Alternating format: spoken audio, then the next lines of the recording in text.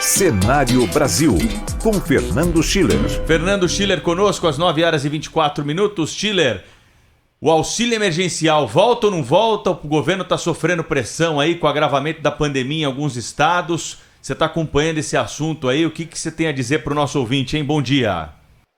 Bom dia, Pedro. Bom dia, Eduardo, nossos ouvintes.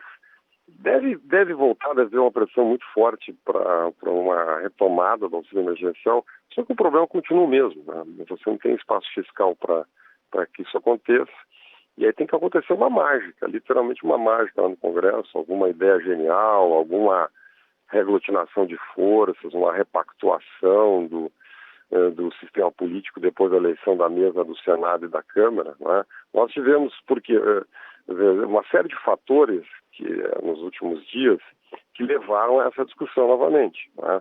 Vamos lá.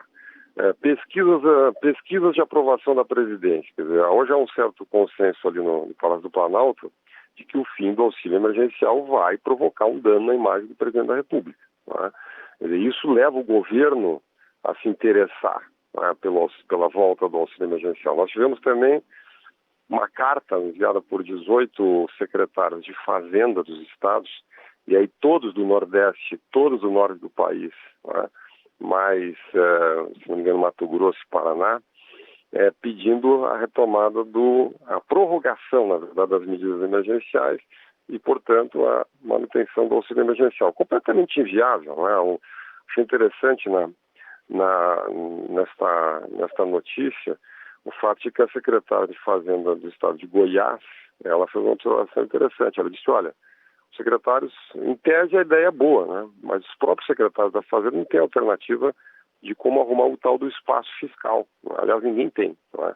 Então, a discussão hoje em Brasília é, se faça uma prorrogação, se pense numa extensão, uma retomada do auxílio emergencial, tendo como contrapartida a aprovação da PEC emergencial. Mas se você observar aquele relatório do senador Márcio Bittar no finalzinho do ano passado, que também não prosperou, né, que já vinha uma PEC desidratada, onde havia sido retirada, por exemplo, a possibilidade de redução de 25% de vencimento de salários de servidores públicos, onde foi retirada a ideia de desvincular o mínimo constitucional de saúde e educação.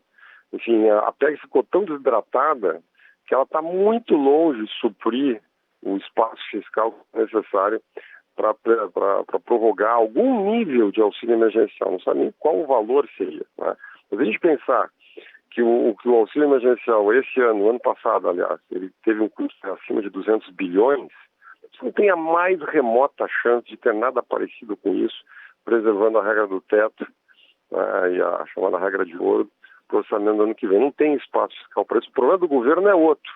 O problema do governo é que a regra do teto estabelece uma correção do orçamento em 2,13, né, que era a inflação medida até junho de 2020, né, para o cálculo no ano seguinte, né, e você teve um aumento superior a 5% do salário mínimo que impactou as contas públicas, contas da Previdência Social especialmente. Então leva o governo necessariamente já a ter que ajustar o orçamento. Isso sem fazer nada, sem conceder auxílio emergencial nenhum. Então o problema fiscal permanece.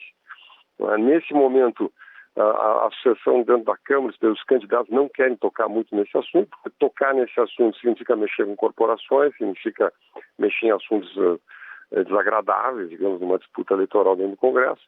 Então o assunto fica para fevereiro. A minha tese, Pedro e Eduardo, é a tese da chamada tirania das pequenas decisões. O país só vai arrumar espaço fiscal para retomar o auxílio emergencial, alguma medida desse tipo, ampliar a Bolsa Família, se tomar um enorme conjunto de decisões, fazer a regra lá do teto salarial, do funcionalismo público, cortar uma série de programas, fazer enxugamento de máquina pública, coisa que eu duvido muito que no ano pré-eleitoral, tanto o governo como o Congresso têm disposição de fazer. Schiller, um outro assunto que aparece aqui nesse final de semana que eu gostaria muito da sua análise foram essas manifestações que aconteceram, aliás, pedindo as duas, tanto no sábado quanto no domingo, principalmente no sábado, a prorrogação do auxílio emergencial. Mas o mote foram carreatas, né? Tanto no sábado quanto no domingo em várias cidades brasileiras, o impeachment do presidente Bolsonaro. E o que eu achei interessante é que sábado, alegadamente, foram centrais sindicais, trabalhadores, E não partidos de esquerda, de jeito nenhum, né? E daí no domingo foram esses parapartidos políticos aí que se dizem movimentos apartidários, que não são partidos políticos também e não são partidos de centro-direita. Que análise você faz desse movimento e dessa gracinha que eu falei também, Schiller? Olha, Eduardo, eu fico contigo nessa análise, né? Eu também faria uma certa ironia disso. Eu acho movimentos pequenos. Ontem eu vi as notícias, que o movimento vem para a rua, o movimento MBL, é um direito, em primeiro lugar, um direito desses movimentos fazerem essa articulação, não é? Vamos lembrar, o Vem para a Rua, lá em 2015, foi o primeiro movimento que lançou a proposta de impeachment da ex-presidente Dilma Rousseff, não é? Era um momento diferente, imagina, você tinha na época um governo que estava lá há 13 anos no poder, não é?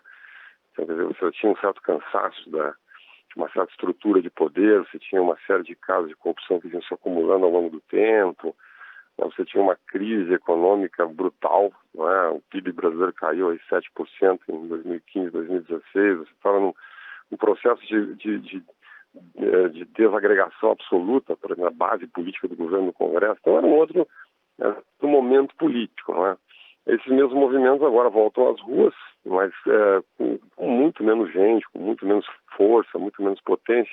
Então, a mim parece que, por enquanto, são movimentos muito marginais, não é? Muito marginais, muito função de uma tensão política, eu diria até um certo desassossego no país em função do tema da vacina, do prosseguimento da pandemia, dessa desarticulação entre governos estaduais, governo federal, essa briga João Dória, Bolsonaro, enfim, uma série de questões aí que a gente vem analisando no dia a dia, mas não vejo isso no centro do sistema político, não é? Acho que o Brasil, talvez um recado aí para a gente discutir, vai ter muita discussão sobre isso, talvez o país queira migrar para um regime parlamentarista, né? Porque esse crime de responsabilidade dimensão política, mas eu sempre defendi essa tese, que ele tem uma dimensão jurídica. O presidencialismo, ele exige algo muito objetivo para que você dê início, dê seguimento a um processo de impedimento do presidente da República. É uma coisa muito grave do ponto de vista institucional. Né? Então não é por um problema de má gestão na área de saúde, na área de educação, ou em qualquer área, ou uma interpretação muito aberta sobre o desempenho do governo que se sustenta um processo de impedimento do presidente da República. Né? Existe uma proposta lá do ministro do Supremo Tribunal, coordenada, aliás, pelo ministro do Supremo Tribunal Federal, Gilmar Mendes, entregue há 2 anos ao Congresso Nacional, que nunca prosperou. Houve um certo impulso nessa direção na época do governo Temer, né, do chamado semipresidencialismo, ou semiparlamentarismo, enfim. Aí sim, você troca o governo quando o governo é ruim, quando o Congresso avalia que o governo não desempenha bem, mas não é o caso do sistema presidencialista. Então, por enquanto, são movimentos muito marginais, mas, obviamente, tem muita água para rolar embaixo dessa ponte nos próximos meses. Fernando Schiller conosco aqui no Jornal Gente da Rádio Bandeirantes. Ele volta ao longo da semana para mais análise. Um abraço, Schiller. Boa semana, grande abraço. Um abraço, Schiller.